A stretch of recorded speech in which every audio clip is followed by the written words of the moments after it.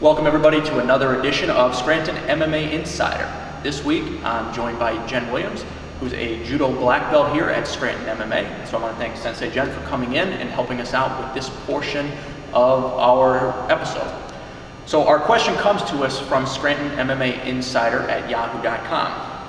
The question is, I've heard of a false surrender during a sexual assault.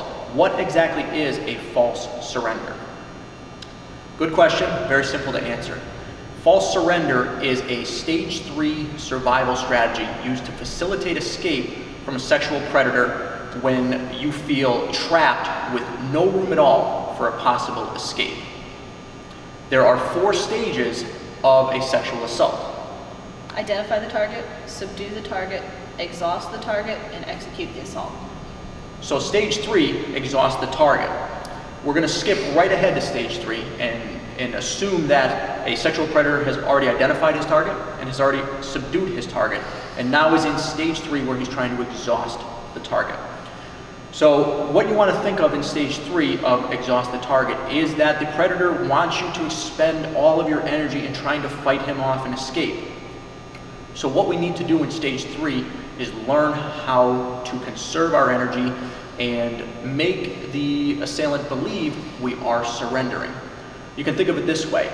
If I'm in the garden and I see a rabbit and I catch the rabbit and I hold on to it, the rabbit's gonna flail and kick its legs and try to go crazy, and I'm gonna hold on to it until it's exhausted. Then I put the rabbit down, I pet it, I give it a carrot, now it's a new household pet. Okay? If the rabbit was smart, while I'm holding it, it would kick a little bit, show me it was tired, and when I put it down thinking it was tired, it would jet and take off. And that's the idea behind a false surrender. You're going to trick the assailant. So in the false surrender, we're going to use not only physical cues, but verbal cues. And there's 4 things that we want you to say during a false surrender. Please don't hurt me. I give up. I'll do whatever you want. I promise. In this way, we're going to give the assailant a false sense of security. He's going to drop his guard briefly, and then we're going to use a leverage-based technique to escape the assailant. Okay, so that brings us to the drill portion of our episode here. And the drill we're going to do this week, very simple, standing up in base, often referred to as the Gracie get-up. It's how we're always going to stand from the floor in a seated position to a standing position where I can run away or fight. For the women's self-defense, obviously we're going to encourage you to escape and flee, and not to stick around and try to fight off a sexual predator in a fist-to-cuff situation here. So the way we're going to stand up is, I'm going to show it right-handed. My right hand is on the floor, about 6 to 12 inches behind my butt. My left knee is up, my left hand is up, my right foot is down on the floor. I'm going to elevate my butt. I'm going to swing my right foot behind my right hand, slide my left foot back, and now I'm standing. So again, my right hand is behind my butt, 6 to 12 inches. With my left foot up, my left hand up, I'm going to elevate my butt. I'm going to pivot my pelvis, making sure my foot lands behind my hand, my forward foot slides, and I'm right to standing. The reason we stand this way is if I'm the assailant and Jen is on the floor and I begin to approach Jen, she can safely stand up and get away from me in this manner. So as I approach her, she can kick at my knee, forcing me to back off. And she can stand up in a good base and be ready to flee the situation. So one more time. I'm the bad guy and I'm approaching Jen. As I get close, she can kick at my knee, forcing me to back up. She can stand up and get a good head start on fleeing the situation. If Jen were to be sitting down and stand up any other way, I have a chance to get her. So if Jen just stands up wrong now, I have a chance to grab her. Okay, so one more time, the reason behind this drill, standing up in base with a Gracie get-up, is to facilitate your escape later in the assault situation. So as I approach Jen, she kicks, I back off a little bit, she stands up, and she's able to flee. Okay, so now we're in the technical portion of our episode. What we're going to work is the UPA escape, or a lifting rollover escape, sometimes referred to as a trap and roll escape. So this is going to involve the victim or the prey being mounted by the predator. So what I'm going to have to do is have Jen lay down here. So Jen's laying down, she's reading a book, she's suntanning, whatever. As the predator, I identify my victim. I quickly jump on and subdue my victim. And this here is stage 3 that we were talking about. I'm going to attempt to exhaust my victim.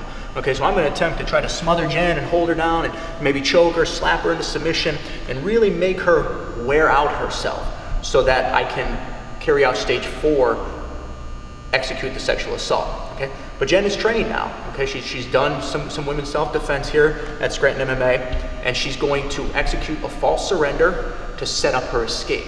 So we're going to show it from 2 angles here. The first angle is I'm simply going to be putting pressure on Jen and trying to intimidate her with a choke. Okay, so what Jen's going to do is she's going to initiate her false surrender. Please don't hurt me. I'll do whatever you want.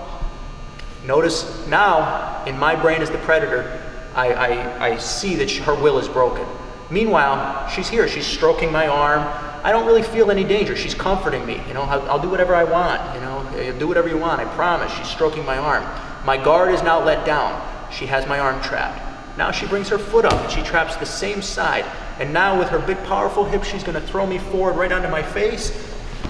Here. Now she's in control. She's on top. She's going to strike an elbow, stand up, and flee. So again, I've identified the target. I've jumped on her to subdue her, and now I want to exhaust her. So she's going to use a false surrender to get me off guard here. Okay. I'll do whatever you want. I give up. Now notice she's comforting me with a stroking of the arm, which is really trapping my arm in there. Now she brings her foot up. She traps my foot. Big hip. She goes forward, right onto my face. She gives me a quick elbow shot, and then she's up and gone before I can do anything about it. One more time, slightly different scenario. Instead of trying to intimidate her with a choke and control her, I grab her head to try to intimidate and control her. Doesn't alter her technique much. I'm still looking to exhaust her. So now, she does the same thing. She does a false surrender. I give up. I'll do whatever you want. Notice, again, she's stroking my arm.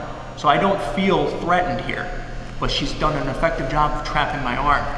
Notice she put her hand on my back. Okay, again, comforting me. I'm feeling she's going along with this now. Now she's created an opportunity of escape. She comes up and traps my foot. Again, nice big hips. She rolls me off, comes up with the elbow, runs away. One more time. I've identified and subdued, and we've moved into stage 3 of exhaust the victim. She traps, she false surrenders with some comfort. I give up. And now she traps my foot and rolls. Elbow strike, and she's off. And there you have your trap and roll escape, hoop foot escape, lifting escape from the mount. So thank everyone again for joining us for yet another episode of Scranton MMA Insider. I want to thank Sensei Jen for coming in and illustrating some of our women's self-defense techniques that we teach here at Scranton MMA. Hope to see everyone here in the future, and please submit any questions you might have to ScrantonMMAinsider@yahoo.com. We'll see you in future episodes.